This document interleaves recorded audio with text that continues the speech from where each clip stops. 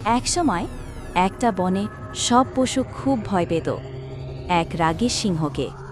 সে কাউকে ছাড়ত না। তখনই এক ছোট্ট বুদ্ধিমান খরগোশ ভাবল, আমি এই সমস্যার সমাধান করব। খরগোশটা একটা বুদ্ধিদীপ্ত প্ল্যান বানাল। সিংহকে তার নিজের ভয়ই হারাতে হবে। সে গিয়ে সিংহকে বলল, বনের অন্য প্রান্তে আরও এক সিংহ এসেছে।